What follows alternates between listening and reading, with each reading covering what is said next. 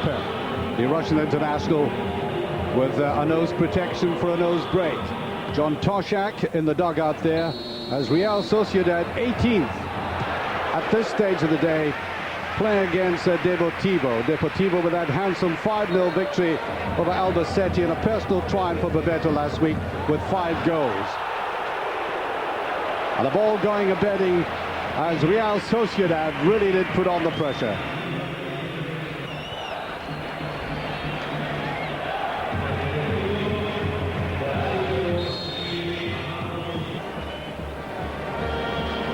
The ball swept across by Imaz. The goalkeeper comes out and Radchenko pokes it in. 38 minutes gone and against the run of play, and a good challenge there as that ball was played across and touched in. And then a great equalizer, De Pedro. Exactly 1 minute later. A handsome strike with the left foot. 2 goals in a minute at either end. Into the second half, and a ball off the post there. Radchenko got right through, and very unlucky. A lot of loose play in midfield. Carpen picking up, almost catching the goalkeeper unawares. Canales eventually getting there. Good play on the right. Idiarias put it in. And a glorious drive by Puck. 53 minutes gone. It was 2-1. Real Sociedad.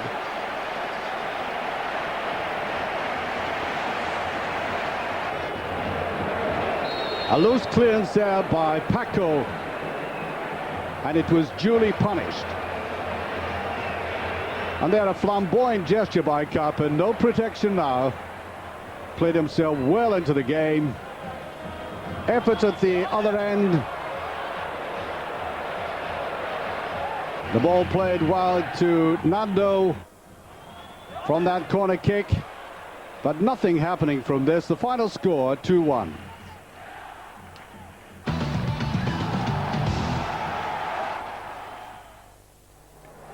Sporting Gijon in 11th place, lost 2-1 to Atletico Bilbao.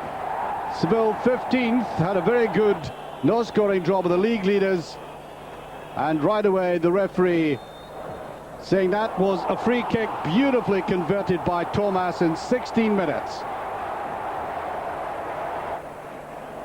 The goalkeeper deceived by that vicious swerve on the ball at the last minute. The corner kick here, and watch the goalkeeper coming up. It seemed a clear enough header there,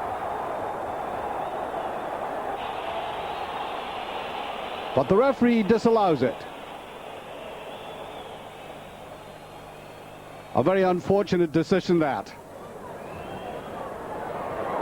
And there the ball off for the equalizer just before half-time. Carlos getting assent to that. Seville getting that equalizer against the run of play. And then in the second half, Sporting Gijon really took over. Eloy putting it through, and Julio Salinas, the great Spanish international, the new transfer to the club, doing very well indeed, putting that away. A lot of attacks coming down the right-hand side. Now watch this goal coming up here. Salinas puts it back. Look at this strike. Hugo Perez, the Argentinian, with as hard a strike as I've seen in a long time. 3-1. And I doubt very much if the best goalkeeper in the world could have done anything with his velocity.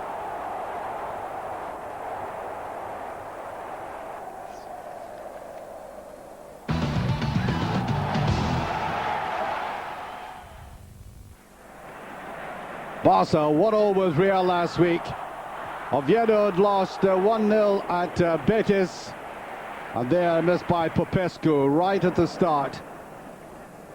It was to tell us nothing about the remainder of the game because Barca recovered from that early miss. Baquero putting that away. Exactly 15 minutes gone, and all the early pressure had paid off. A good run on the right-hand side. Carreras and Figo had combined very well, and Baquero's finishing was quite superb. The ball running loose and guided like a missile through that rock of legs again by Baquero. 31 minutes gone, 2-0.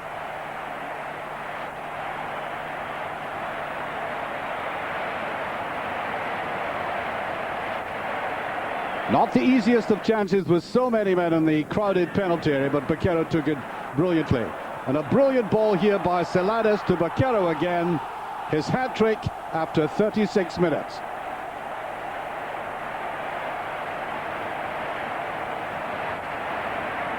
Gently gliding it away.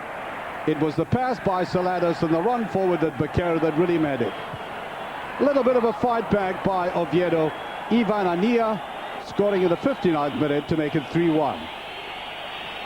Much to the distaste of the Nou Camp crowd, as you can hear in the background.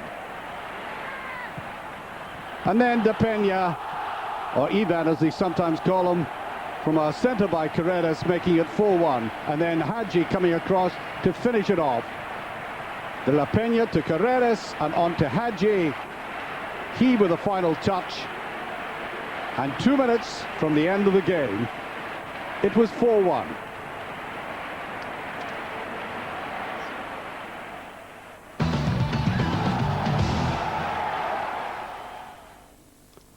Salamanca, second bottom as we went into this day. Zaragoza in 10th. And only one goal in the game. A pass by Berti to Danny. On to Aragon. And the ball was in the back of the net in a flash. 1-0 Zaragoza.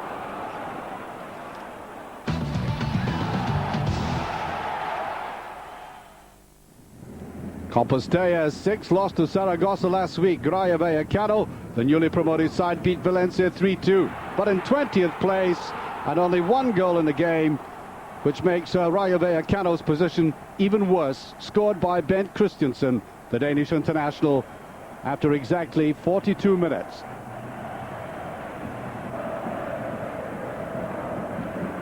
A neatly judged ball, a nice little touch back there by Ohen, and a cute finish. 1-0.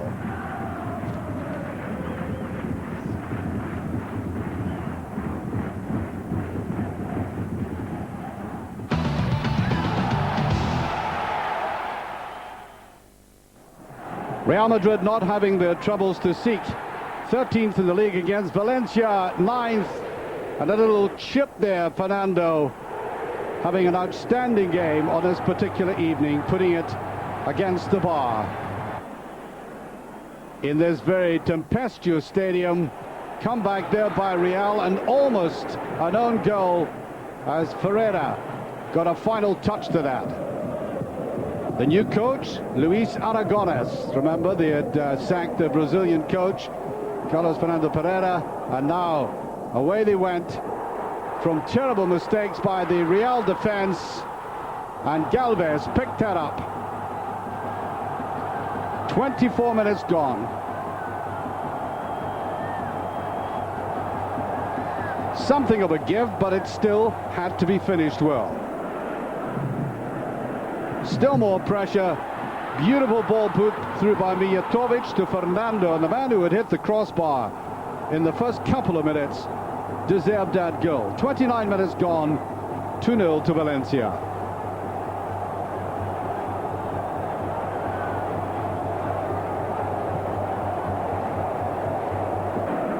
And it really was a combination of the Valencia attacks that meant so much to them. Good running off the ball, neat passing like that. The ball put through by Galvez across to Mijatovic, and it was 3. A very disgruntled and despondent Real dugout there. Into the second half, and the pride of Real began to show. Here, a penalty. Zubizarreta fouling Zamorano. Or did he? Watch the challenge. To me, it just seemed like a dive. Benefit of the doubt. And Michael Laudrup ending all of that dubiety. 3-1 at that stage, 51 minutes gone. And the ball coming touchback by Zamorano to Alcorta to make it 3-2.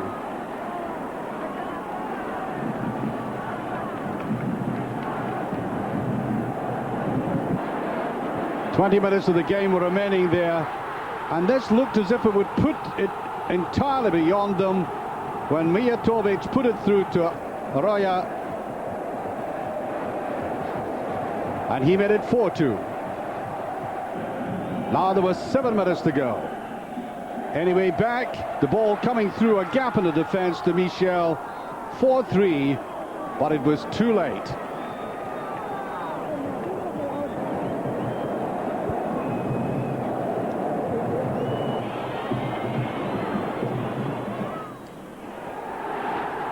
The final whistle went, triumph for the home side and Luis Aragonés.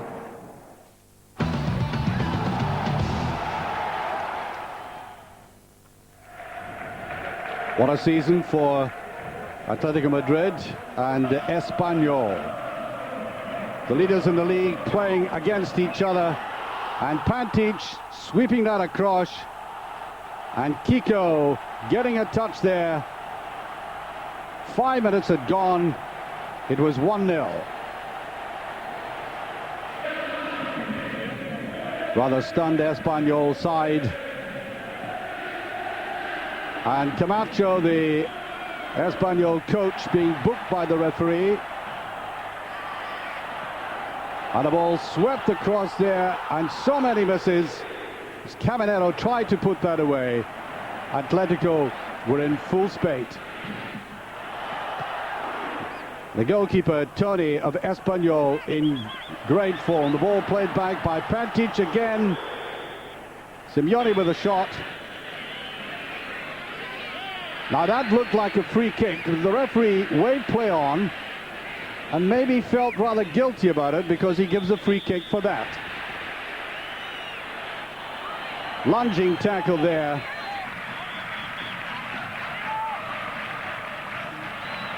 And the ball coming back. Loudon tries to come in. And a good save by Molina. More attacking by Espanyol, looking dangerous, and there was nothing they could do about that magnificent shot by Loudon, which brought them all out of the bench. 1-1 after 46 minutes exactly. And then that ball curled past there.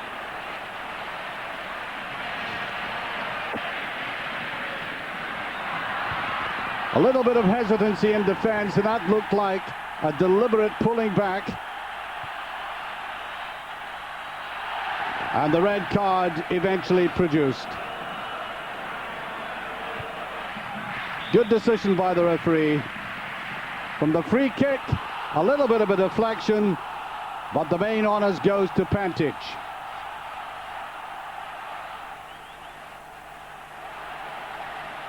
The ball dipping severely under the crossbar there. The ball swept across by Pirin. Desperate defending as Herrera gets to it. And still the pressure went on. The ball played round the side by Tony. And a shot missed by Pantic, the man who had scored with a free kick.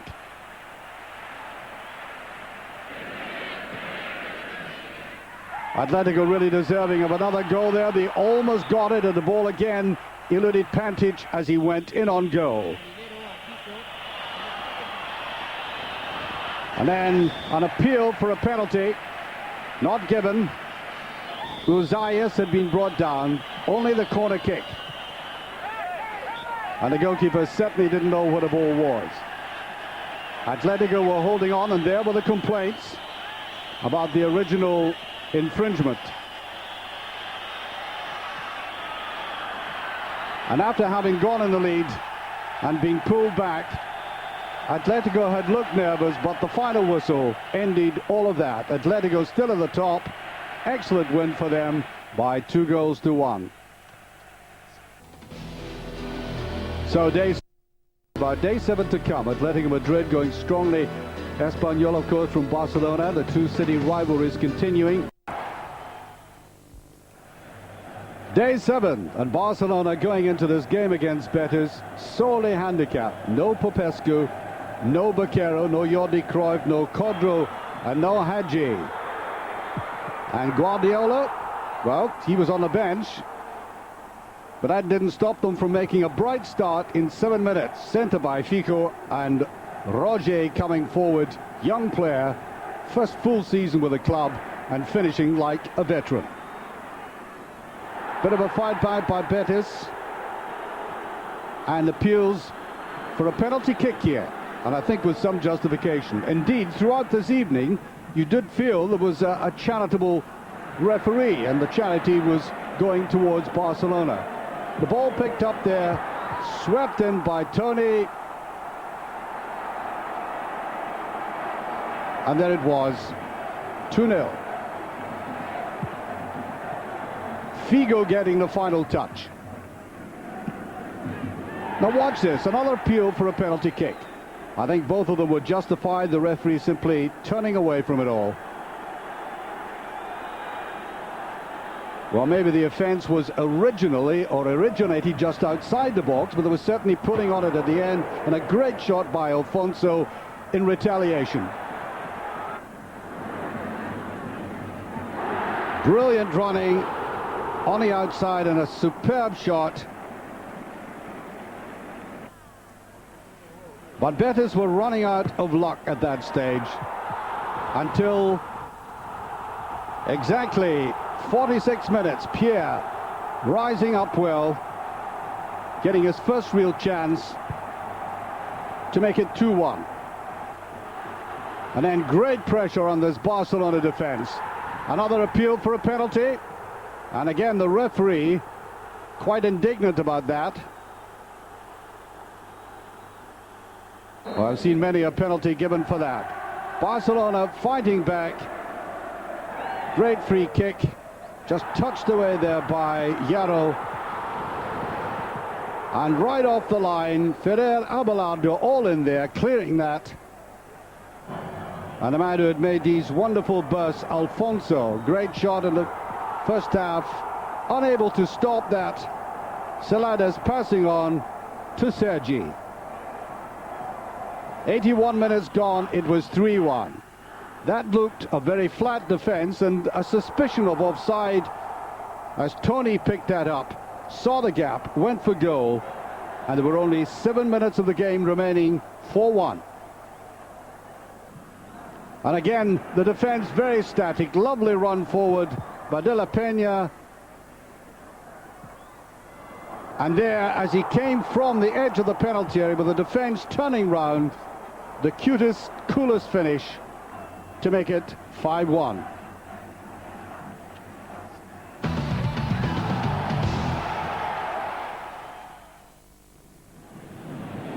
Atletico Madrid going strong, as we saw from day 6.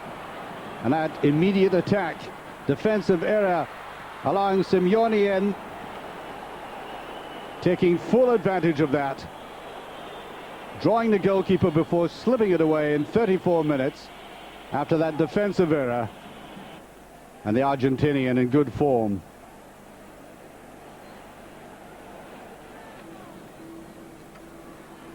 Near misses by Celta in this game all the same. Great shot there by number 10, Gudelj. And then the ball put through as Eusebio tried to go in, and that was desperately unlucky.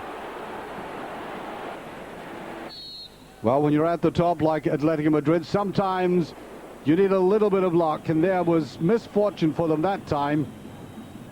Ball swept in.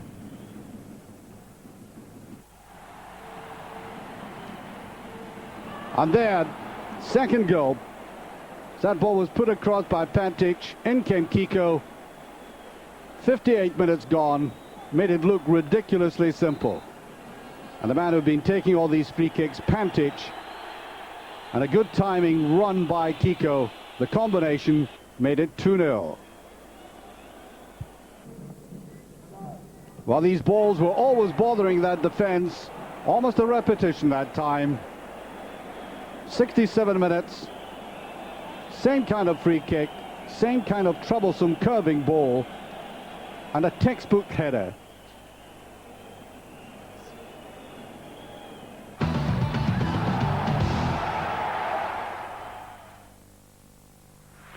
Deportivo beaten 2-1 by Real Sociedad, of course, and Racing Santander who won 2-1 at Celta. And the early attacks here, either side could have scored. And a miss by Nando to start off with. A vast crowd in the stadium, and there the opening goal. Mutillo coming up, picking on that quite easily as the ball came across.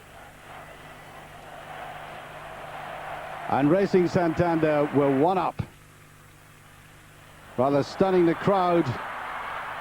And this time the same man, Mutillo, the goal scorer, going right through, this time the ball coming off the side of his foot. And as the ball was played across into the second half, we had gone. And Faizullin picking that up beautifully. Ball swept in there, Pablo to Faizullin, 2-0.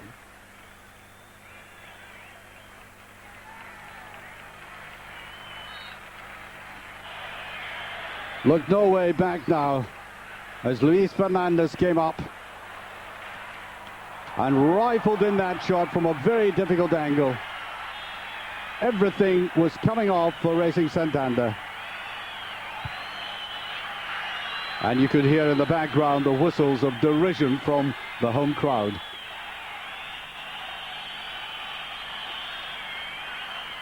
Really deceived by that excellent ball. All ball watching, in fact, not noting that Luis Fernandez had come up.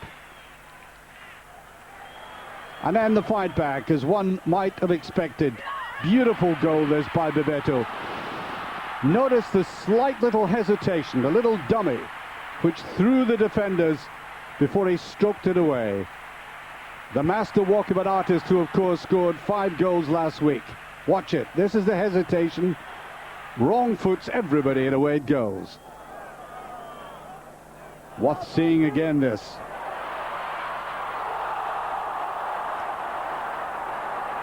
That made it 3-1, and the possibility of a fight back.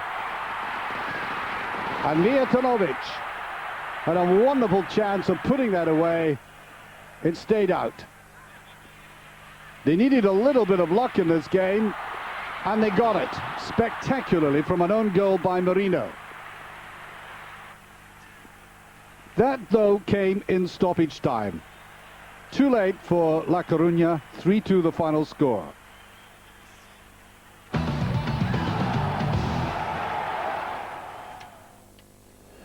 Atletico Bilbao drawn with Real Betis, and there's Stepanovic, of course, the man who had done so well in German football, finishing with Bayer Leverkusen. And watching that goal beautifully stroked in the centre by Goica and Carlos Garcia, picking it up neatly. That goal came in the second half, 54 minutes gone. Atletico Bilbao 1 up. Goicoechea, of course, that little ball inside. And then a goal from an almost impossible angle. You wouldn't have thought he could have scored. He did. Past the goalkeeper to defenders, a post, and by the tourist route into the net. 1-1. You can see it from an entirely different angle, and it looks incredible even from then. Nobody really expected any danger there. A bad defensive error.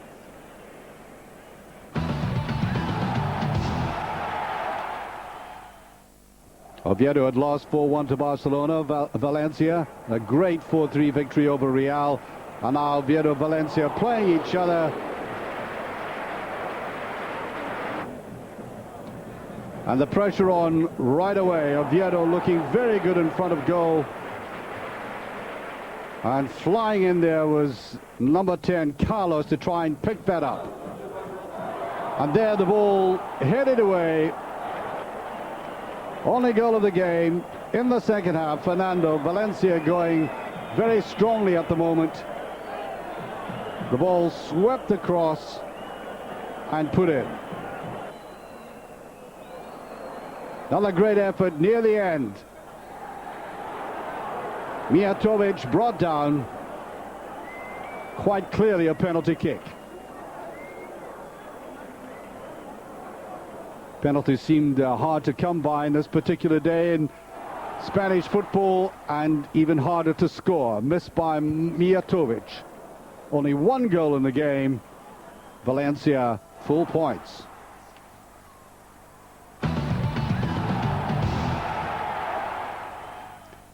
Zaragoza with 10 points, Tenerife with 8, a middle of the table clash this. Nice little centre by Pizzi, and a ball just saved.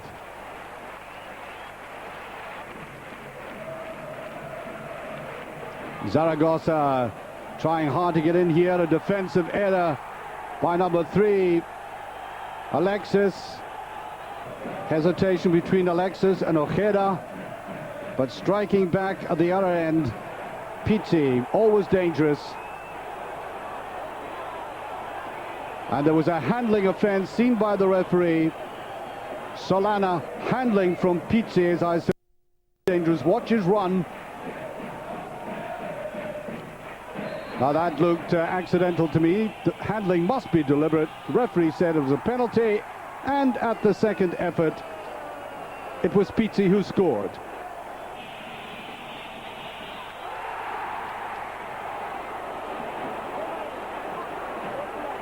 He almost had a red face, but good opportunism eventually paid off. The ball swept in there, great saving by Ojeda. It always looked as if Tenerife might score again. And indeed they did. Great solo by Penilla. Took on a very flat-looking defense, wriggled his way clear, and made it 2-0. Only 4 minutes from the end of the game. That was the final score.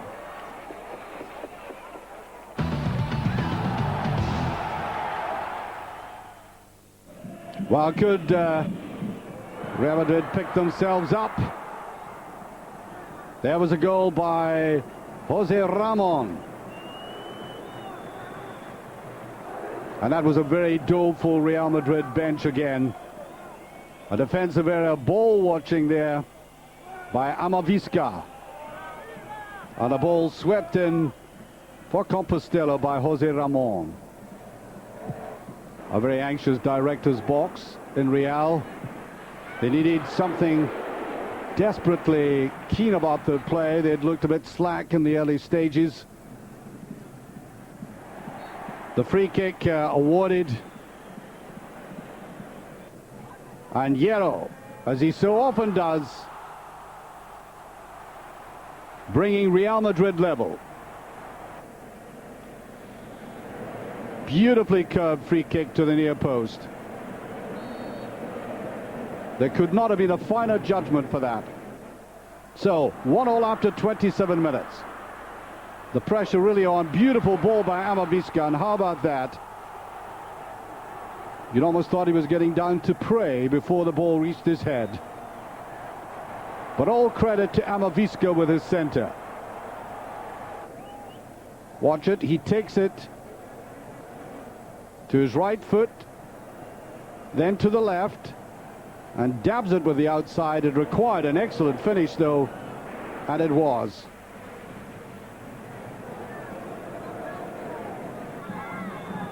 "28 minutes gone, it was 2-1, and the pressure really on as Real Madrid try to vindicate themselves in front of this home crowd. An effort there as Zerana tried to go through for Compostela, just pulled away from that. And very unfortunate there as Fabiano put that right off the post. Real Madrid held out winners by 2-1. And their day 7. A lot of football played in Spain. Into the French First Division, Nantes. They beat Guingamp last week, and it was their first win in 2 months. For the first goal there, an own goal into the second half, 69 minutes gone, and Thuram getting right in the way of that. So Nantes were then 1 goal up. And at the other end, Mada, who scored their only goal last week, coming up in the 71st minute to make it 1-1. Remember, Monaco had been knocked out by Leeds and had played rather dispiritedly in the French league after that, trying desperately hard to get through. Now, Endorum sending it through, trying to find Pedros. There is an appeal for a penalty. The referee says that Basil Boli fouled there. I didn't think he did. It was his momentum that took him through. Anyway, penalty kick. Endorum naturally to take it. 9th of the season, his 4th penalty. And the captain of the side trying to inspire Nantes not only to domestic victory but to creditable performances in the Champions League.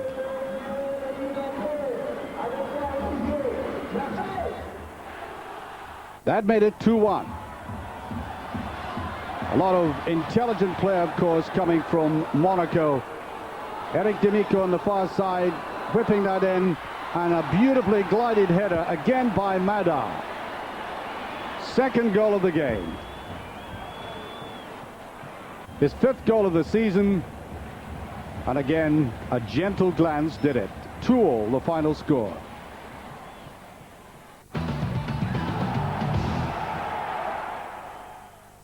Well, Can sacked the Bosnian coach Safet Susic as a result of very bad performances. New coach William Ayash didn't like that start. Candela scoring the first goal. Kano putting it in 1-0 after 65 minutes. And then Can disintegrated after that. Vieira and Mieles brought down Dali. Ruxel scored from the spot, his 4th goal of the season, 2-0.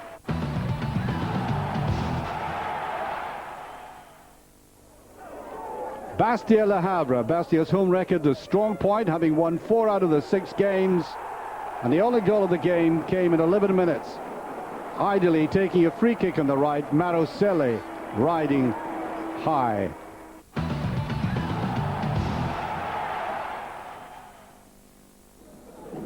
Bordeaux against Lyon. Bordeaux in 9th place take on Lyon on 16 minutes gone. Lovely free kick. Zidane, and Dogon finds himself in perfect position. The 2nd goal of the season, 1-0. Then the equaliser. Great move by Asadurian. Back it goes for Maurice to push it to Chavondre. It was 1-1. Chavrondier's first goal of the season, and a very worthwhile one.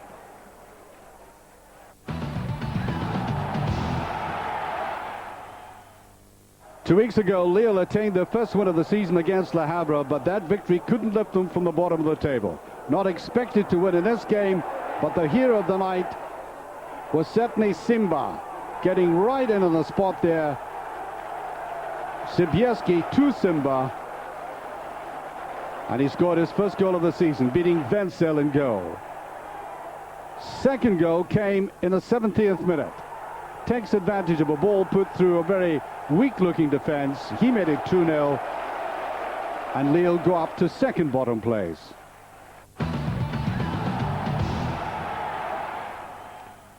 Saint-Etienne lost the Burgundy Derby last week by 2-1 to Lyon. Yet to win an away game. They had to do well at home, but it didn't look like it to start off with. A spectacular goal by Rossetto from Montpellier after 69 minutes. But should the goalkeeper have been beaten at the near post just as easily as that? Turning point of the game, a blunder by Ceccarelli in goal, allowing Lorry to score in the last second.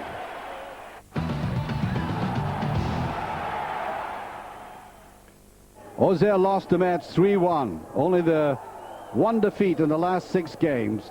Penalty though, and Martigues so made it 1-0 after exactly 11 minutes. Fight back by Auxerre, but it was late in the day. 5 minutes to go. First of all, Guivarch getting his touch there.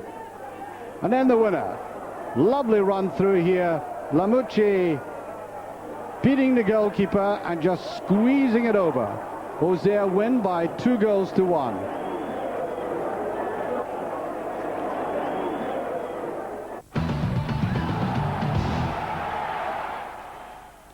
Lens going strongly in the lead. There was only one goal in this game, a snapshot of that by Camara, scoring in the last second of the game, 1-0.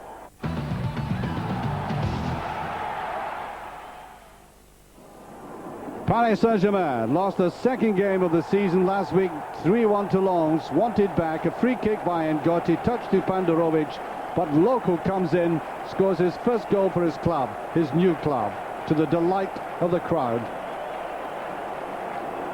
The man who was the highest goal scorer in France last season, trying to carve a new career for himself.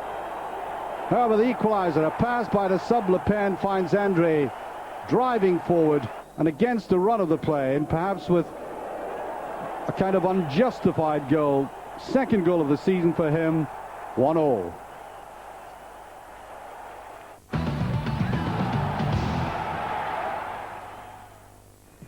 Nice beat Cannes on the Côte d'Azur derby last week by 3-1. They're in 8th position in the league. Wonderful run, typical run by Metz. Pougy on the right, sends it inside, and Robert Pires perfectly exploiting that. 16 minutes gone, it was the only goal of the game.